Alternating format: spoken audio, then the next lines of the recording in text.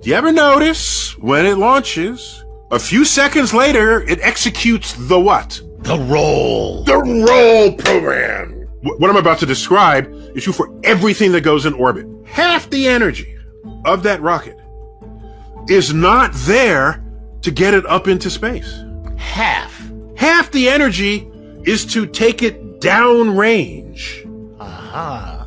That's why every rocket you have ever seen launched doesn't just keep going up. Right. Ever stop and wonder? I used to think, well, they're never going to make it to space. They're going sideways. Thank you. That's an observant point to make.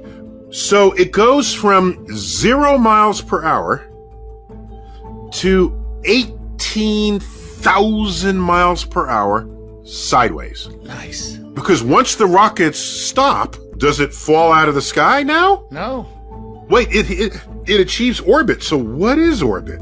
There's that one magic speed where you are going so fast downrange that you are falling to Earth at the same rate that Earth is curving away from you. And Isaac Newton first demonstrated that, and that is the definition of an orbit. You don't need rockets. You will stay in that configuration. You go into orbit around Earth, and they're not very high above Earth's surface, a couple hundred miles.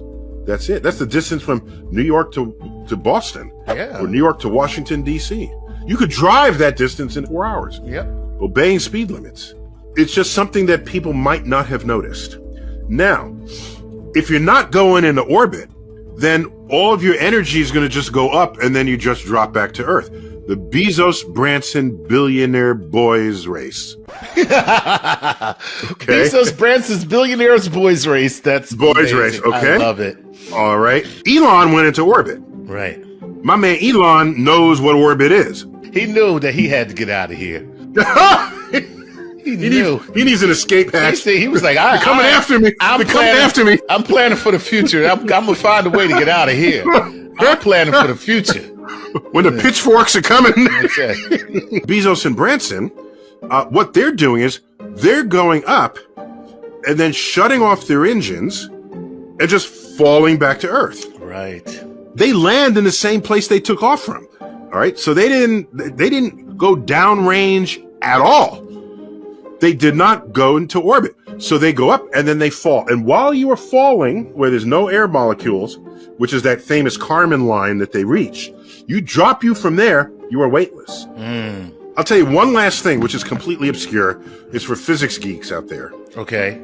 There's something called the brachistochrone problem. Okay, now you certainly are going deep now. This is a deep cut on the B side. Let's have a round ball. Right. At some height, and it wants to get to the bottom of a hill. The question is, what shape should that hill take so that the ball gets to the bottom of the hill fastest? If you make the hill just a straight line from where it is to the bottom, okay, it'll roll down and it'll get there. Yes. But if you make the hill drop first and then curve out the bottom, you can get some serious speed here, and that puppy will roll out fast. Okay? This is called the brachistochrone problem. Nice. And it requires sort of Hamiltonian representations of the energy of the system to solve it.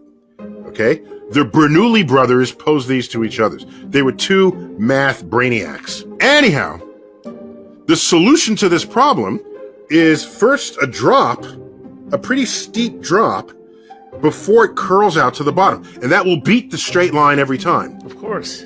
That curve, if you flip it up, that is the trajectory to launch a rocket. Oh, watch out.